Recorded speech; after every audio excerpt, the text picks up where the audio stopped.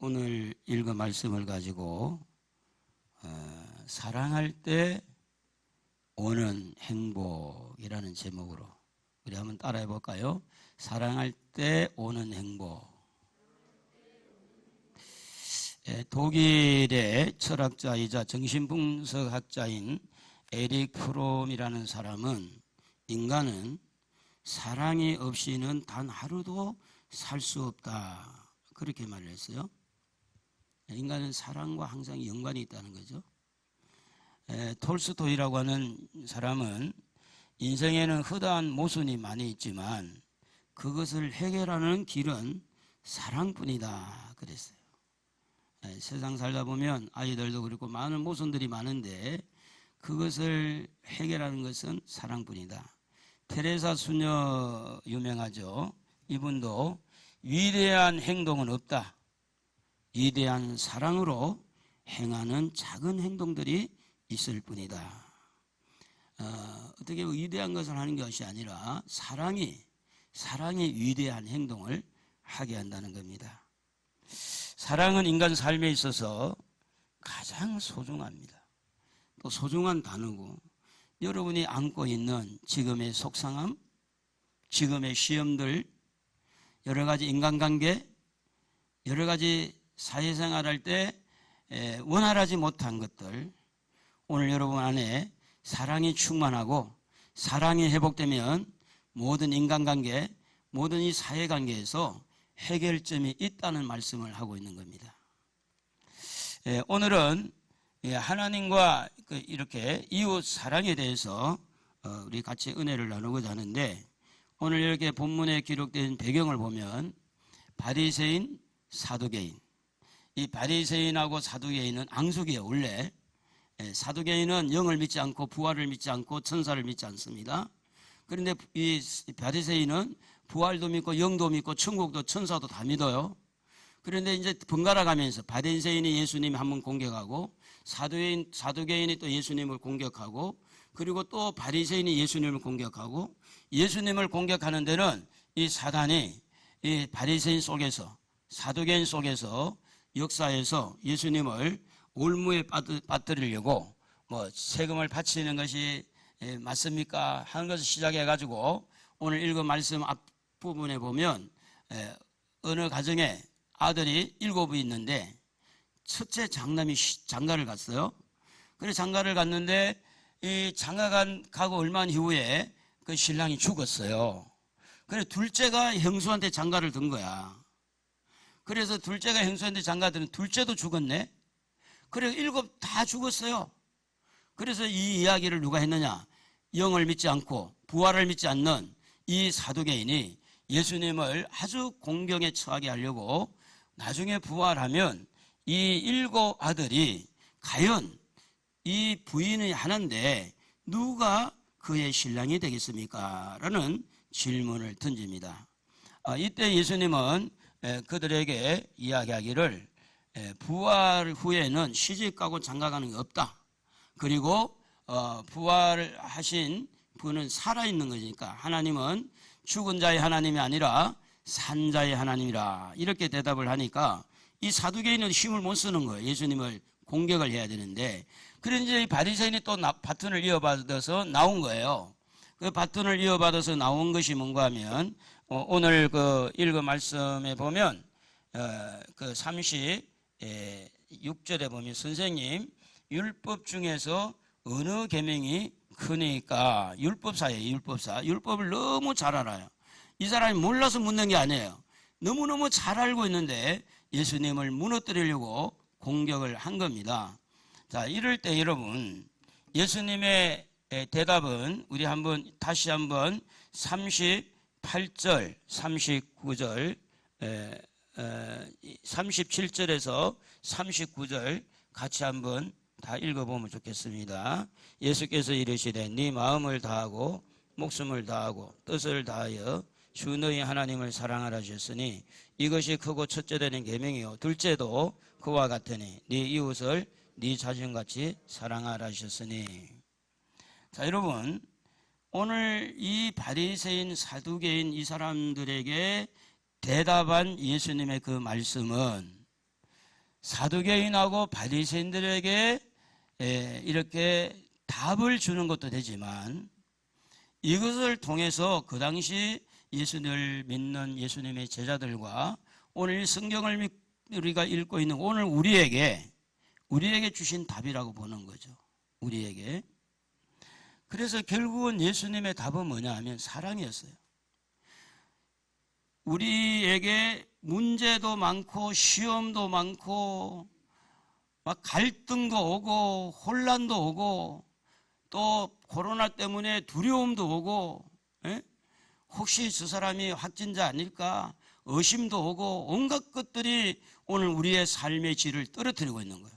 서로 의심하게 되고 서로 거리가 되고 이럴 때에 이것을 해결하는 방법은 뭐냐? 사랑이란 사랑.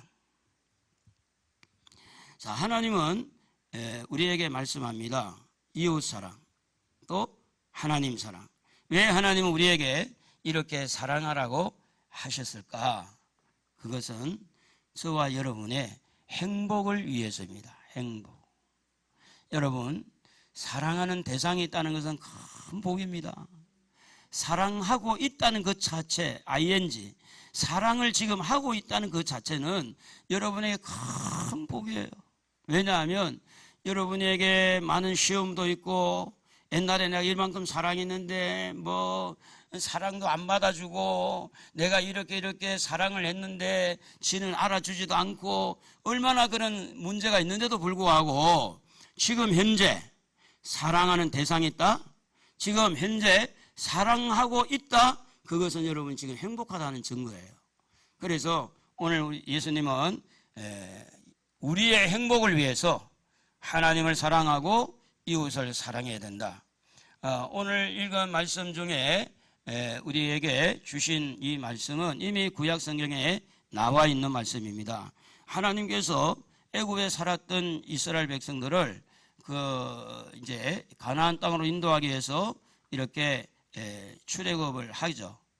애굽을 나와가지고 한 3개월 정도 됐을 때 시내산에 모세를 불러요. 그 시내산에서 모세를 불러서 돌판, 십계명이라는 두 돌판에 십계명을 하나님이 기록해 줍니다. 그래서 그 십계명 중에 1계명에서 4계명은 하나님을 사랑하라는 거예요. 여러분, 계명이 어려운 게 아니라 하나님을 사랑하면 하나님이 1계명에서 4계명까지 한 거 훨씬 실천하기 쉽잖아요. 하나님을 사랑하면 5계명에서 10계명은 이웃 사랑입니다. 이웃을 사랑하는데 어떻게 간음을 하고 이웃을 사랑하는데 어떻게 살인하고 이웃을 사랑하는데 어떻게 거짓말하겠어요. 그래서 간단히 말하면 하나님 사랑하면 하나님에 대한 계명 잘 지킬 수가 있고 사람에 대한 사랑이 있으면 계명이 지켜진다. 그래서 모든 계명은 어디 안에 있다고 봐야 되느냐? 사랑 안에 있다, 이렇게 보면 됩니다. 한번 저를 한번 따라해 봅시다. 모든 계명은 사랑 안에 들어있다. 믿으시면 아멘 합시다. 그렇게 믿어야 돼요. 모든 모든 법 위에 사랑이에요. 그래서 그 사랑이 법을 품어요. 법대로 사는 게 아니고 사랑으로 사는 거예요. 그래서 이렇게 할 때 출애굽기 20장 6절에 보면 나를 사랑하고 내 계명을 지키는 자에게는 1000대까지 은혜를 베푼다. 그렇게 말해요. 1000대. 1000대까지 은혜 베푸는 조건이 뭐냐? 사랑하면, 하나님 사랑하고 이웃 사랑하면 그 은혜를 베풀 때 그때에 오는 것이 뭐냐? 1000대까지. 여러분, 부모가 가장 행복할 때가 언제일까요? 자식이 잘 될 때. 자식이 시험에 합격하고 자식이 좋은 학교에 들어가고 또 자녀가 직장에 들어가서 참 이렇게 잘 될 때 부모는요, 자기의 어떤 잘 되는 것보다 자식이 잘 되는 거 더 좋아하잖아요. 할렐루야. 좀 안 그런 사람 몇 사람 있는가 봐. 자식이 다 잘 되기를 원하잖아요.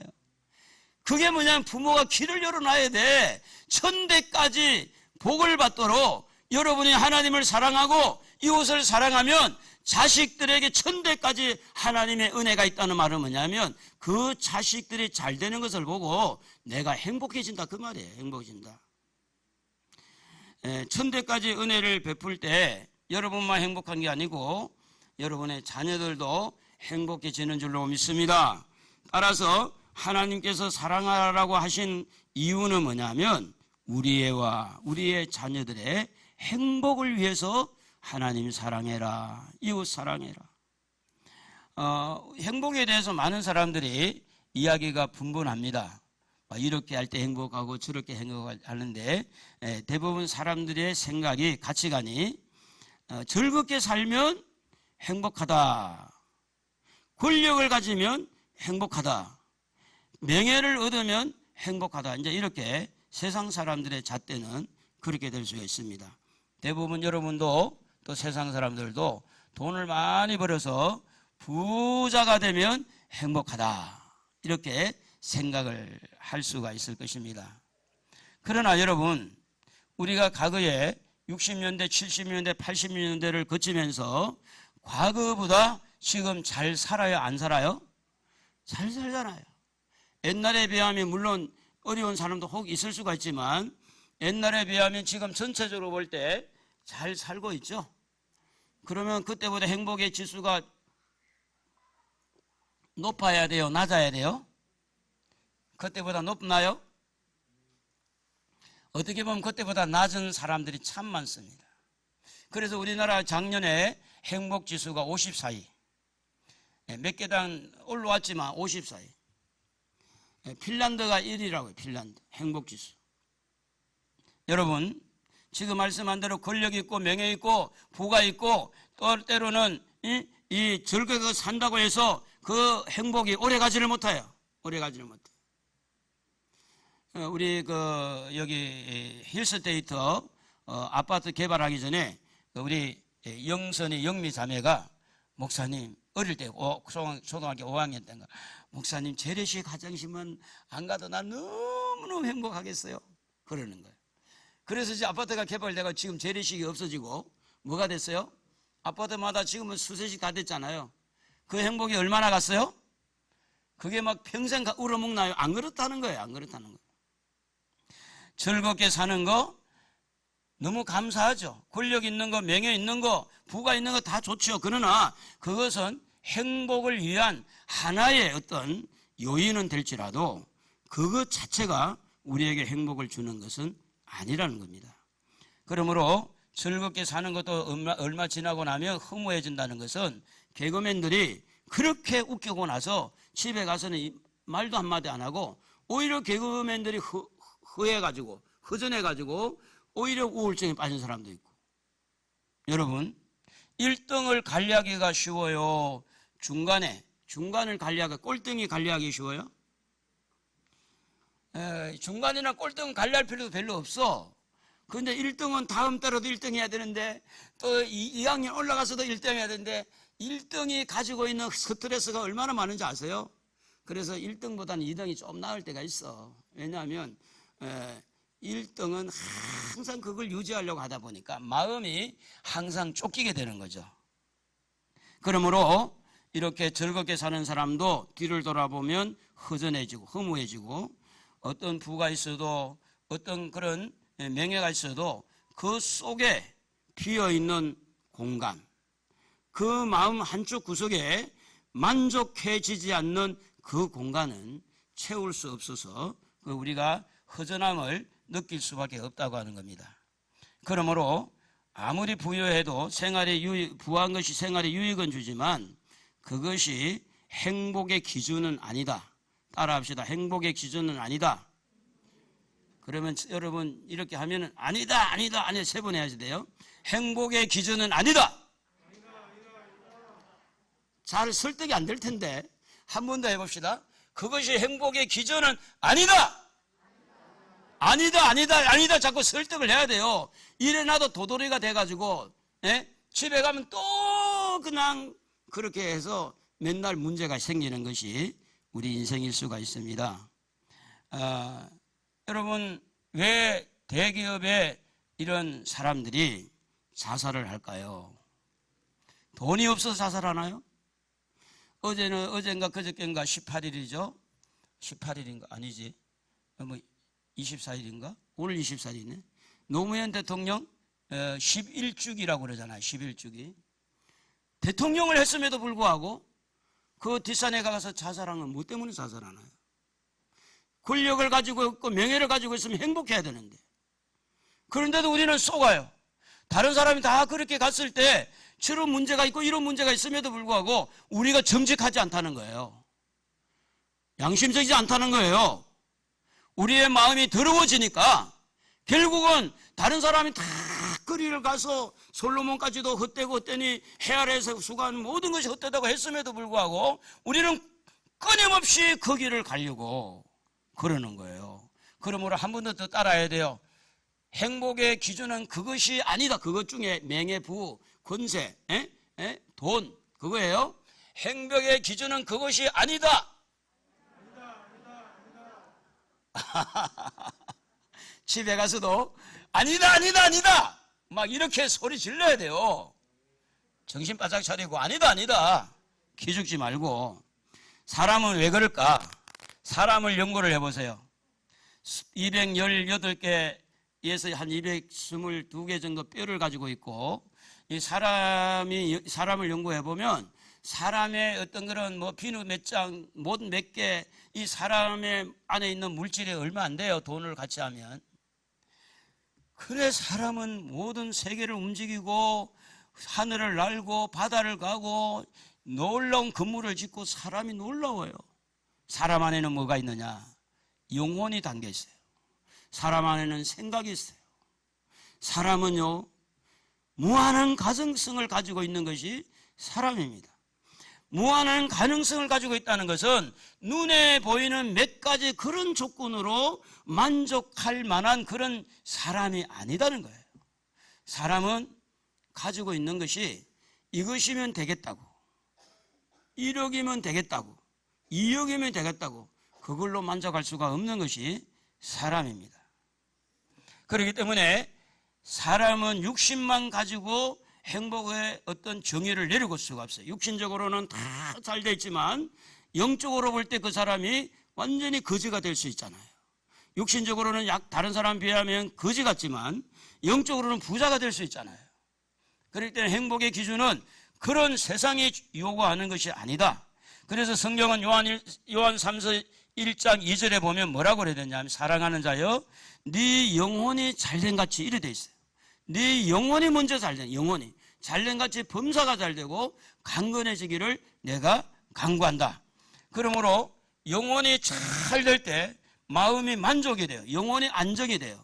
그러면 육신적으로 좀 문제가 있더라도 내 마음과 내 영혼이 육신적인 문제를 컨트롤할 수 있는 기능이 영적인 세계에서 나온다는, 영적인 세계에서. 예전에 목사님들은 장가를 가기가 많이 어려웠다고 그래요. 그래서 이제 이화 여대 학생들한테 신랑감을 물어보니까 목사님들은 32번째, 이발사 다음에 목사님들. 지금은요, 인기가 얼마나 좋은지 판사 내려와, 변호사 내려와, 검사 내려와, 다 내려오고 목회자가 제일 우선이래요. 왜 그러냐 물어봤대요. 그래도 목사님은 바람 피우지 않지 않을 거냐. 또 그러니까 누가 또 바람 피우다 생각하는 사람 있는 것 같아. 아, 그런 사람 돌연변이고, 그런 사람 돌연변이고, 그래도 판사가 아니고 검사가 아니고 변호사가 아니라도 목사님은 그래도 바람 피우지 않지 않겠냐. 그 믿어진대요. 그 일이래, 일이. 사랑하는 성도 여러분, 목사님들은 사실은 부유하게 살지를 못합니다. 부유하게 누릴 수가 없어요. 성도들을 생각하면서. 옛날에 목사님들이 신학교를 갈 때 밥을 이제 집에서 싸가지고 가면 이제 화요일 날 한번 먹고 물만 채웠대요. 물만. 공부를 하면서. 밥이 없으니까. 그리고 나서 이제 목요일 날 한번 그 누렇게 뜬 것을 이렇게 다시 빨아가지고 먹었대요. 그러면서 목회를 한 거야. 그분들이 나가서 일을 하면 뭐 그렇게 생길 건데 그 목회를 하기 위해서 그렇게 공부를 했다는 이야기를 들었어요.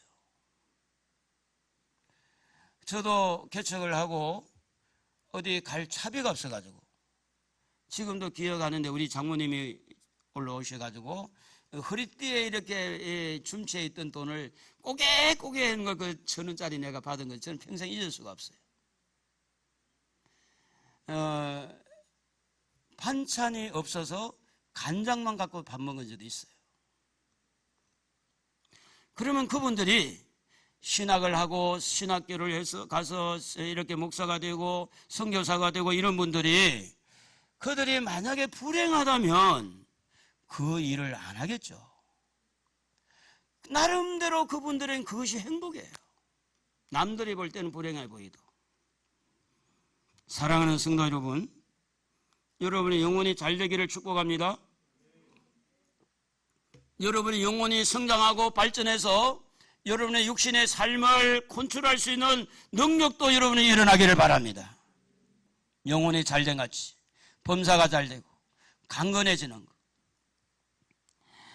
그래서 시편 1편에 보면 성경은 이렇게 기록되어 있습니다. 복 있는 사람 한번 읽어봅시다. 복 있는 사람은 악인들의 꾀를 따르지 아니하며 죄인들의 길에 서지 아니하며 오만한 자들의 자리에 앉지 아니하고 부정적인 것 여기까지는.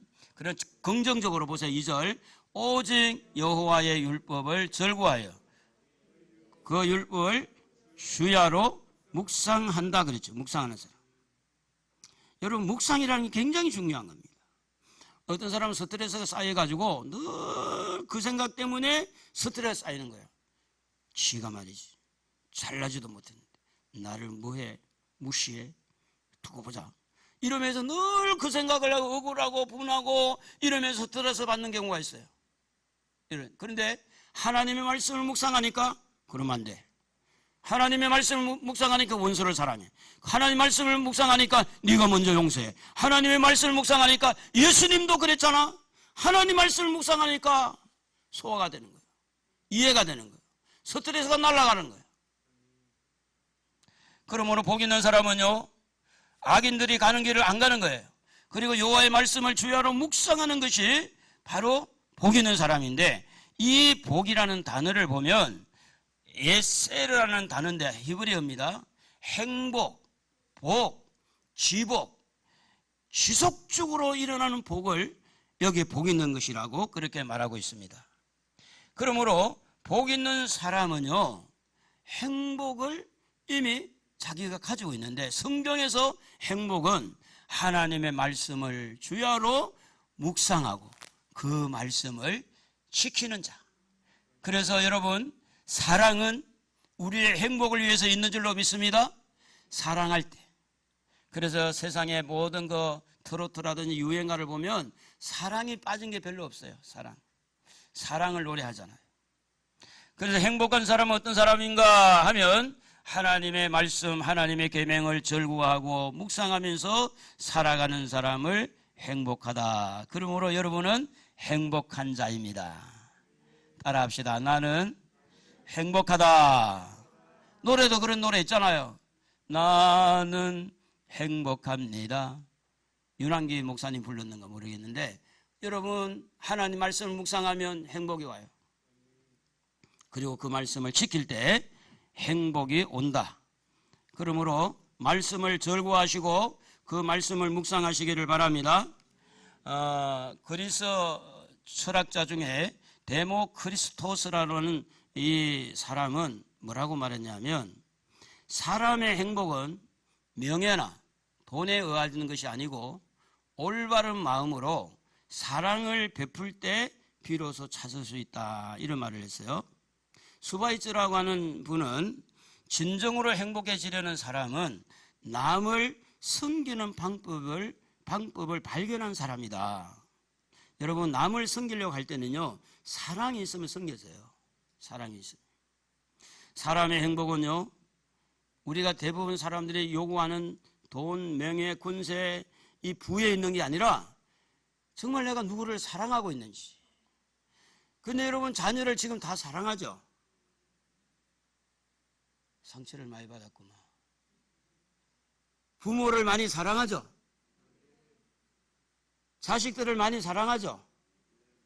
근데 그 자식들의 마음에 대못질을 하니까, 그 자식이 대못질을 하니까 부모 마음에도 너무 상처가 많아. 그래서 사랑의 대상이 흐려지고 사랑의 대상이 하나하나 둘 없어지는 거예요. 형제를 사랑하시죠? 근데 그 형제들이 우리의 마음에 많은 상처를 줬어. 그래서 형제들도 다 그냥 떠나버린 거예요. 우리 마음으로부터 떠나버린 거예요. 그러므로 사랑하는 성도 여러분, 에베소 교회와 같이 처음에 사랑을 회복하라는 것처럼 오늘 여러분에게도 사랑이 회복되는 축복이 있기를 바랍니다. 사랑이 회복되면 누군가를 사랑할 때 섬기게 되고, 누군가를 사랑할 때 용서가 되고, 누군가가 사랑할 때 그 상대가 이해가 되고, 그래서 하나님을 사랑하고 이웃을 사랑하는 것은 우리의 무엇을 위해서 하라고 했다고요? 우리의 행복을 위해서. 사랑하며 살 때 행복한 줄 알고 사랑의 끈앞을 놓지 않기를 주님의 이름으로 축복합니다. 그러면 구체적으로 누구를 사랑해야 하고 그렇게 누구를 사랑할 때 행복하는가? 그것은 하나님을 사랑하고 하나님을 이렇게 섬길 때 우리가 행복해지는 겁니다. 다시 우리 37절 한번 다 같이 읽어봅시다. 예수께서 이르시되 네 마음을 다하고 목숨을 다하고 뜻을 다하여 주 너희 하나님을 사랑하라. 마음을 다하고 목숨을 다하고 뜻을 다하고 하나님을 사랑하라 이렇게 할 때 마음의 공란이 비어있는 공란이 없는 거예요. 모든 게 하나님 사랑으로 충만하고 마음을 다하고 뜻을 다하고 힘을 다하고 목숨을 다해서 하나님을 사랑하는 것은 우리의 마음에 하나님을 사랑하는 마음으로 충만해지라, 가득 차야 된다. 조금 더 그게 공란이 없이, 이렇게 할 때 여러분의 마음에 시험이 안 와요. 신명기 10장 11절과 13절에 보면 네 하나님 여호와를 경외하며 하여 그의 모든 도를 행하고 그를 사랑하며 마음을 다하고 뜻을 다하여 네 하나님 여호와를 섬기고, 다 같이 한번 13절 읽어봅니다.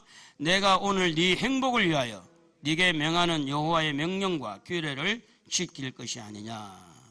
결국은 하나님 사랑하면요 여러분이 행복해지는 거예요. 하나님 사랑하면요 여러분 손해될 게 하나도 없어요. 하나님을 사랑 안 해서 손해가 되는 거지. 하나님을 경외하는 마음으로 하나님을 사랑하고 그분의 계명을 지키는 자는요 어떻게 지켜야 되느냐? 마음을 다해야 돼. 힘을 다하고 뜻을 다하고 목숨을 다하고. 그렇게 안 하면 그걸 지키기가 어렵다, 그런 이야기예요. 사람이기 때문에. 여러분, 우리가 예수 나를 위하여 십자가를 질 때, 그래도 이 찬송을 부르면서 한 번쯤은 눈물을 흘려보신 분, 아멘. 한 번쯤은 눈물이 좀 끌렁끌렁 했던 분만 크게 아멘. 이 찬송시를 기록한 분이 화니 크로비스라고 하는 이 크로비스 여사인데, 이분은요 어릴 때 눈이 실명을 하게 됐는데, 생후 6개월 때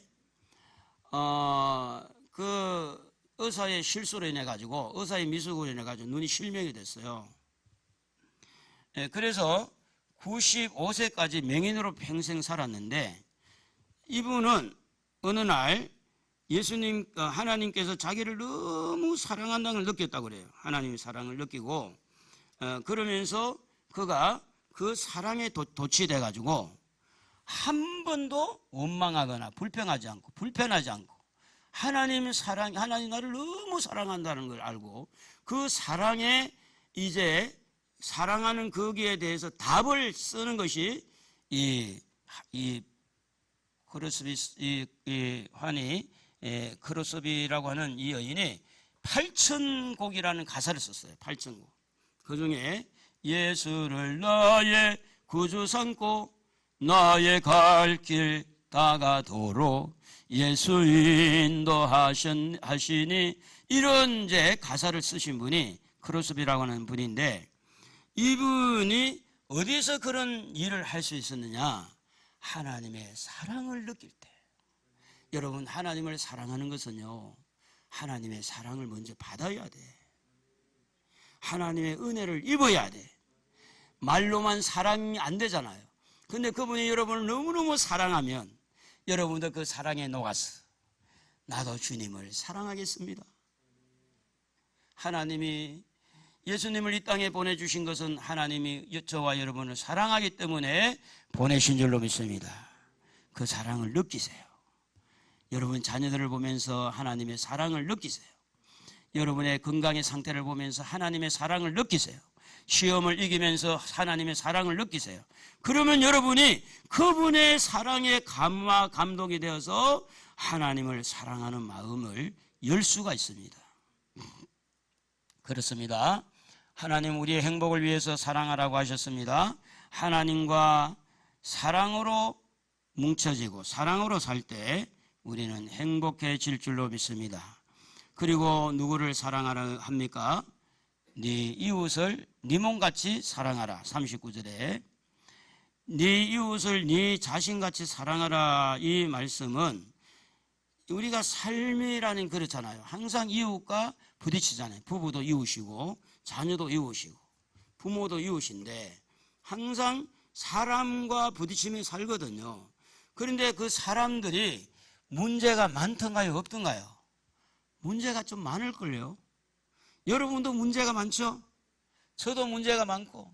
근데 많은 사람들이 문제가 많고 가족들을 비롯해서 다 문제가 많아요. 그 문제를 무엇으로 그것을 해결할 수 있겠느냐? 사랑입니다. 부모를 사랑하면 부모가 조금 속을 썩여도, 자식을 사랑하면 자식이 좀 속을 썩여도, 성도를 사랑한다면 성도가 조금 시험을 줘도 사랑으로 그 문제를 해결할 수 있더라, 그 말입니다. 그래서 사랑으로 문제를 해결하니까 마음이 편해져요, 안 편해져요? 그게 행복이지. 막 속을 끓이다가도 사랑으로 그 문제를 해결하니까 마음이 편해지죠. 그러니까 행복해지잖아요. 그래서 이웃을 사랑하는 것도 우리 행복 때문에 주님이 주신 말씀인 줄로 믿습니다. 할렐루야.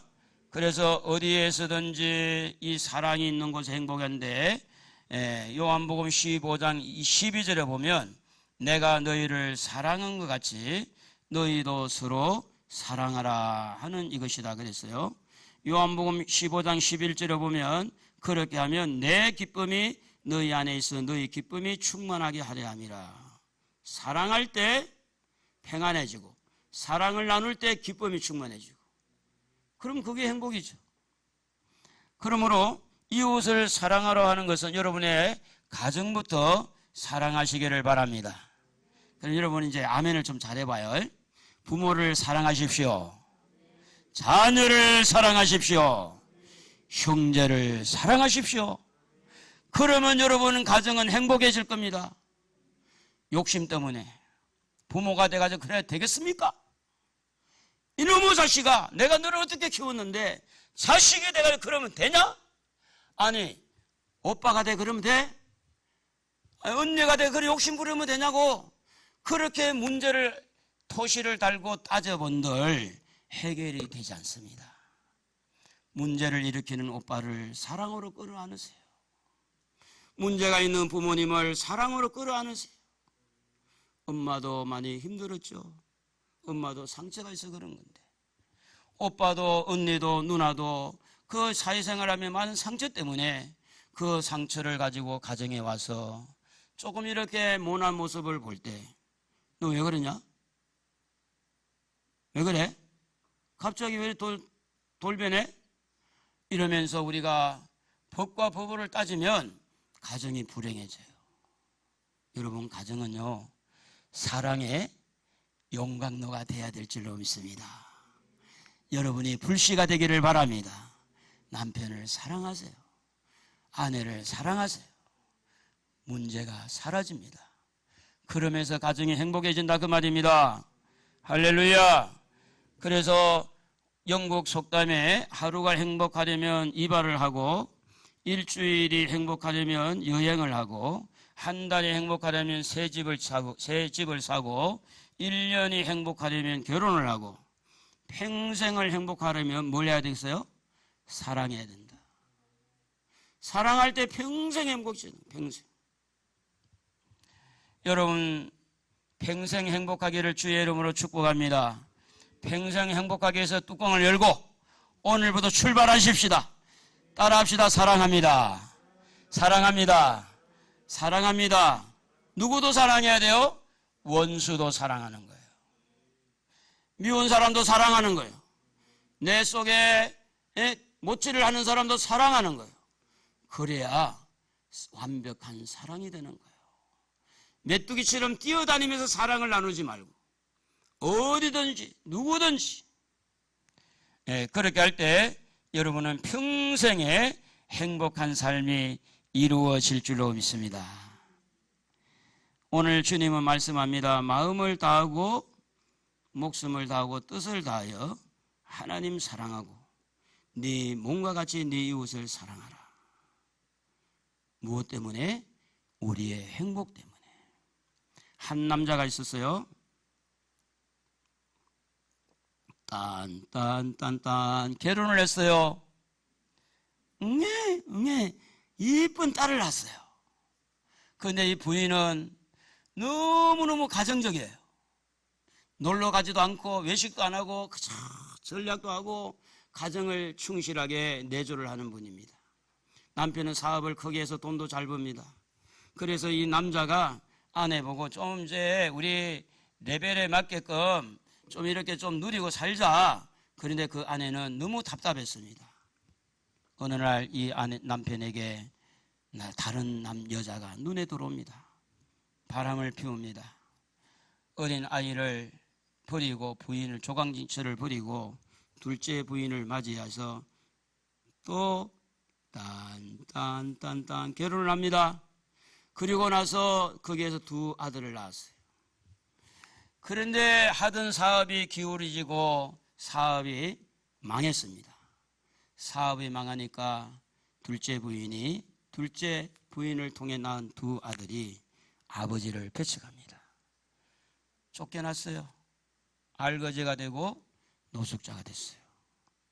노숙자를 되어서 이 노숙을 하는 가운데 이렇게 옷도 목욕도 못하고 박스 하나 갖다 놓고 지하에서 이렇게 자기도 하고 그러는데 어느 날 어떤 여성 한 분, 젊은 여성 한 분이 찾아왔어요. 박스에 누워있는 이 노년의 한 남자에게 말을 겁니다. 여보세요. 몸이 좀 얼굴이 안 좋아 보이는데 병원에 가서 진찰해 보세요. 그러면서 5만 원권을 주면서 이제 이 여성이 이제 지나갔어요. 가고 난 다음에 이 남자는 박스 옆에 보니까 지갑이 툭 떨어져 있는 거예요. 그 지갑을 주웠어요. 지갑 안에 봤더니 5만 원짜리가 빡빡하게 들어있는 거예요. 그리고 주민증도 있고 카드가 있는 겁니다. 그래서 이것을 주워서 순간적으로 돌려줄까 하다가 됐다. 이거 한번 써먹자. 그래가지고 노숙자들을 불러서 맛있는 밥 사 먹이고 이렇게 물 쓰듯이 돈을 쓰니까 옆에 있던 노숙자가 아무래도 이상한 겁니다. 경찰서에 신고를 했어요. 경찰서에 조사를 받는 중에 지갑에 있는 지갑 주인이 한 여성이 왔어요. 그 여성이. 그래서 경찰이 물어봅니다. 지갑 안에 얼마가 사라졌는지 확인 좀 하라고. 그래서 이 여성은 아닙니다. 하나도 없어진 게 없습니다. 지갑을 들고 그 남자를 손을 잡고 밖으로 나옵니다. 이야기를 합니다. 오늘 하루만 나를 위해서 시간을 내주십시오. 지갑을 손에다 쥐면서 하는 말이 하루는 나와 같이 동행하는데 당신이 먹고 싶은 거 쓰고 싶은 거 다 마음대로 쓸 수 있습니다. 그래서 이 남자는 백화점에 가서 이렇게 옷도 사고 목욕도 하고 자기 옷도 사고 그 쫓겨난 두 아들 옷도 사서 택배로 보내고 이렇게 쭉 하면서 이 여성하고 대화를 합니다. 자기 인생살이를 이야기하는데, 그래도 내가 참 이렇게 죄를 많이 받는 것도 조광지처를 버려서 그렇다고. 조광지처를 버려서 첫 번째 부인이 그렇게 좋은 줄을 그때는 몰랐다고. 그러면서 이 남자분이 막 눈물을 끄성거리면서 이 여성에게 이야기를 하면서, 그때 나도 어린 딸을 두고 온 것이 너무 마음이 아팠고 지금은 많이 후회한다고, 보고 싶기도 하고. 그러면서 이 이름이 뭐냐고 그러니까 은이라고. 나도 은이라고. 근데 당신 얼굴을 보니까 첫째 부인하고 얼굴이 많이 닮았다고. 그래서 이 여성이 하는 말이, 주민증에 내 이름을 보지 않았냐고. 관심 없으니까 안 본 거죠. 그때 버린 그 딸이 바로 나라고. 그럼 어머니는 어떻게 됐냐고 그러니까, 어머니는 몇 년 전에 지병으로 돌아가셨고, 이제 아버지를 찾아서 왔는데 모양이 이렇게 되니까 찾아온 딸도 너무 가슴이 아파. 그래서 이 딸이 하는 말이, 저 병원에 가서 진찰을 하고 치료를 받았어요. 내가 병원에 다 이야기해놨으니까. 그 병원은 자기 남편, 쉽게 말하면 사위가 운영하는 병원입니다. 딸이 하는 이야기가 이렇습니다. 젊어서 어머니 어릴 때 엄마 같이 살면서 아버지의 버림을 받고 아버지를 붙들고 아빠 가지마 했는데도 아빠는 가고, 그때부터 이 어린 소녀는 악착같이 공부를 해서 의사가 됐어요. 그리고 의사의 남편과 만나서 좋은 가정을 꾸리고 보니까 부모님 잘 모시려고 했더니 엄마는 떠나고, 이제 어딘가 아버지가 있을 텐데 수소문을 다 해가지고 겨우 찾았는데 가래에서 피가 나오고 폐암 3기인 거예요. 그러면서 하는 말이, 저 병원에 가서 치료받으라고. 근데 의사가 하는 말이, 진찰을 하면서 폐암 3기입니다. 돈 걱정을 하지 마시고 항암하고 치료를 받으셔야 됩니다. 그랬다는 겁니다. 이 버림받은 딸이, 연이라고 하는 딸이 무엇이 꿈틀거려가지고 그렇게 자기를 버리고 엄마를 버리고 나간, 또 다른 여자를 만나서 두 아들을 낳은 그 아버지를, 무엇이 그 아버지를 찾게 했을까? 무엇이? 자기가 어느 정도 생활의 여건이 되고 이제 살만하니까 뭔가 부모를 모시고 싶은 그 사랑이 싹이 트지 않았느냐, 사랑이. 그러면서 이 이야기를 이 남자가 자기만 알고 있으면 너무 후회할 것 같아서 자기 창피한 것을 무릅쓰고 자기를 오픈하고 이 이야기를 좀 세상에 알리고 싶다고 하는 것은, 이런 나 같은 사람이 더 이상 생겨지지 않았으면 좋겠다. 그리고 이와 같이 우리 딸 같은 이런 사람이 있다는 것도 좀 알아줬으면 좋겠다. 그랬다는 거예요. 여러분, 말씀을 마무리를 합니다. 여러분, 행복하기를 원하시죠? 행복하게 살기를 원하시죠?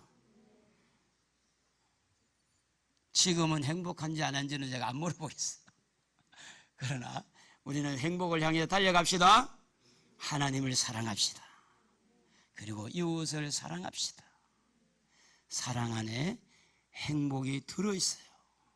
그래, 행복한 여러분 삶이 이루어지기를 우리 주님의 이름으로 축복합니다. 기도하겠습니다. 하나님 아버지, 감사합니다. 우리 성도들을 위로하여 주시고 격려해 주시고, 주님 사랑하는 마음, 가족 사랑하고 이웃 사랑하는 마음 다시 하나님 허락해 주셔서 행복한 삶을 누리도록 복을 주시옵소서. 예수님의 이름으로 기도드리옵나이다. 아멘.